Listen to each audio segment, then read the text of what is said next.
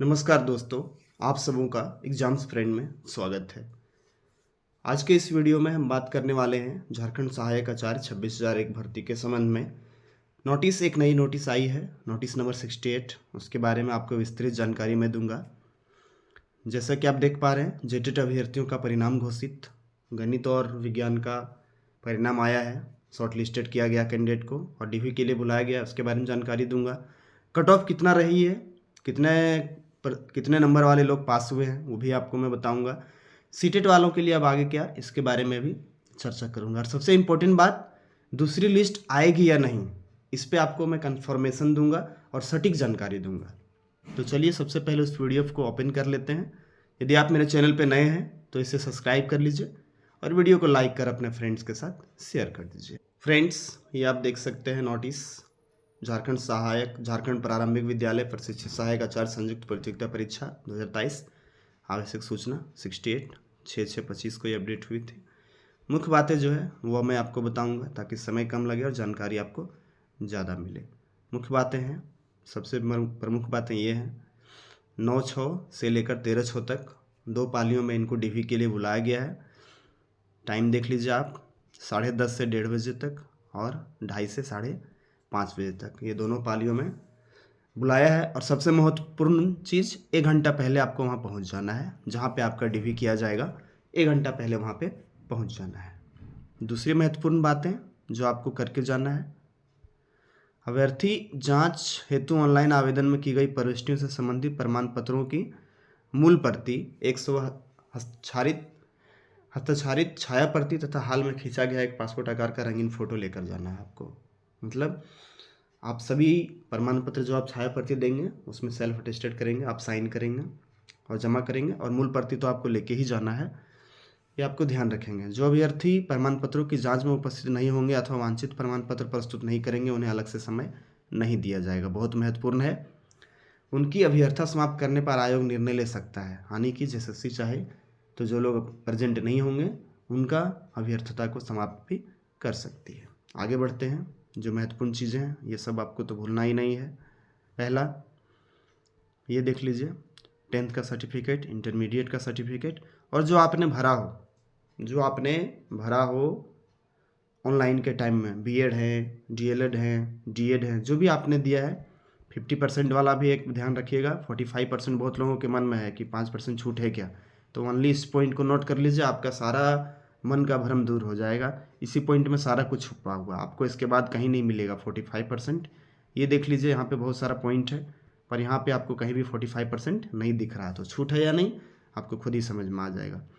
जाति और आय प्रमाण पत्र चाहिए, स्थानीय प्रमाण पत्र, जेटेट प्रवेश पत्र, उत्तीर्ण प्रमाण पत्र। यहाँ पे उत्तीर्णता, यहाँ पे बहुत लोगों को कन्फ्यूजन हो गया है कि ये कहाँ से लाएंगे। एडमिट कार्ड, जेटेट का एडमिट कार्ड मांगा जा रहा है, ये कहाँ से लाएंगे, क्योंकि 13 वाले हैं तो 2013 का एडमिट कार्ड रखे हैं नहीं रखे हैं, क्या हुआ नहीं हुआ, क्योंकि सब कोई समझते हैं कि मेरे लिए सर्टिफिकेट वैल्यू है, मार्कशीट वैल्यू है, एडमिट कार्ड रखें कि नहीं रखें, वो कहाँ से आएगा। 16 वाले के भी साथ में ही है। तो फिलहाल तो जेएसएससी ने कहा है कि जेटेट प्रवेश पत्र और उत्तीर्णता प्रमाण पत्र चाहिए ही चाहिए, परंतु भविष्य में शायद आपको इससे राहत मिल जाए, क्योंकि बहुतों लोगों के पास जेटेट का प्रवेश पत्र एडमिट कार्ड नहीं है, तो शायद इससे राहत मिले। और ये सभी चीज़ें हैं जो आपको लेके जाना है। ये तो मुख्य बातें थी। अब थोड़ा सा आगे चलते हैं, क्या सेकेंड लिस्ट आएगी, इसके भी बारे में आपको मैं जानकारी देता हूँ कि सेकेंड लिस्ट आएगी, और प्रमाण के साथ जानकारी देता हूँ। चलिए थोड़ा सा इसको पीडीएफ को नीचे हम जा रहे हैं, थोड़ा सा नीचे आप ध्यान दीजिएगा यहाँ पे इस पॉइंट पे, ये महत्वपूर्ण पॉइंट है। सबसे पहले उसी को ले लेते हैं हम लोग। क्या इसके बाद कोई लिस्ट आएगी, आपका भ्रम यहाँ से दूर हो जाएगा। इसको आप पढ़ लीजिए। आयोग आवश्यकता अनुसार रिक्ति के परिप्रेक्ष्य में इस सूची में अंकित अनुक्रमांक से भिन्न अभ्यर्थियों को भी प्रमाण पत्रों की जांच हेतु आमंत्रित कर सकता है। मतलब है कि यदि रिक्ति रह जाती है तो सेकेंड लिस्ट भी इसके आएगी, इसकी पूरी संभावना है। तो यदि आपका रोल नंबर इसमें नहीं है, आप सेलेक्ट नहीं हुए, तो अभी से आपको निराश होने की ज़रूरत नहीं है। सेकंड लिस्ट का इंतजार करें, सेकंड लिस्ट भी आएगी। और इतने कम मार्क्स पे सिलेक्शन हुआ है, फिर भी आपको किसी प्रकार से निराश होने की ज़रूरत नहीं है, सेकंड लिस्ट भी आएगी। परंतु हाँ, ध्यान रखें, जिनका आ गया है वो कहीं देर ना करें, समय पर पहुँचें और अपने प्रमाण पत्रों की जांच कराएं, क्योंकि आपको पता है झारखंड में 8-9 वर्षों के बाद ये मौका आया है, और भविष्य में पता नहीं किस शताब्दी के बाद ही मौका आने वाला है उसकी कोई गारंटी नहीं ले सकता। एकदम सतर्क हो जाइए। यदि आपका रोल नंबर है, सारा डॉक्यूमेंट तैयार करिए, समय के जिस दिन आपका डेट है एक दिन पहले पहुंचिए और अपने सारे प्रमाण पत्रों की जांच कराइए और अपने नौकरी के प्रति आश्वस्त हो जाइए, क्योंकि यदि आपका शॉर्टलिस्टेड में नाम है तो आप यूँ समझ लीजिए कि आप 99% सेलेक्ट हो चुके हैं। बस इतना समझ लीजिए। अब बात करते कट ऑफ की। कट ऑफ की बात करूँ ना करूँ, एक तरह से उसका कोई मतलब नहीं निकलता है, क्योंकि इतने कम मार्क्स पे सिलेक्शन हुआ है। मैं कुछ जगह पे देख रहा था, कुछ ग्रुपों में चर्चा भी हो रही थी 180 190 वालों का भी सिलेक्शन हो रहा है। कुछ ग्रुप्स में किसी कारण से शायद 220 वालों का नहीं हो पाया है। हो सकता है उसका पेपर 1 क्वालिफाई नहीं हो, तो आप अपना चेक कर लें कि मेरा पेपर 1 क्वालिफाई है कि नहीं। अब 180 और 190 मार्क्स में हो जा रहा है, तो आप समझ लीजिए कितने कम मार्क्स में हो रहा है।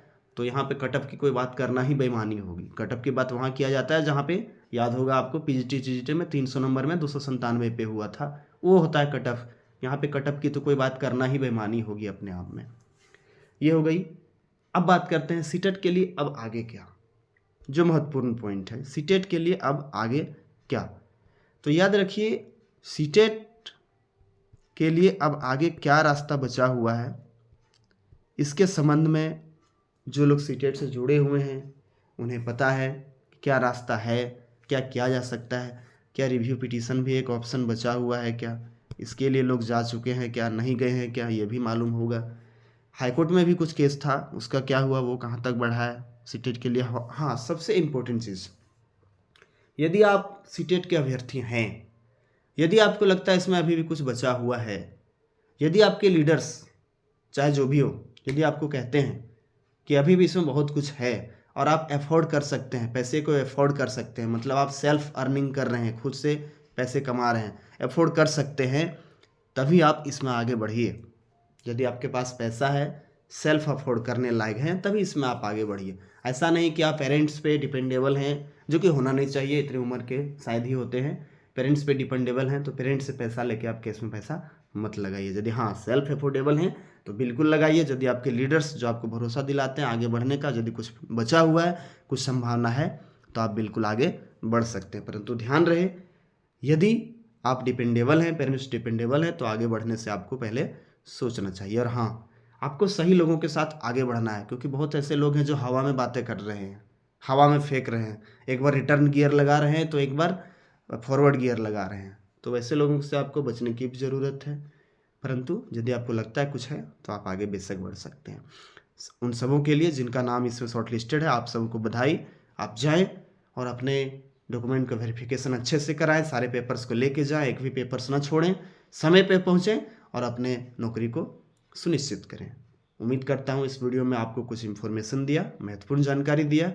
अगले वीडियो में फिर से आपको कुछ इंपॉर्टेंट इन्फॉर्मेशन के साथ मिलूंगा। तब तक के लिए जय हिंद, वंदे मातरम।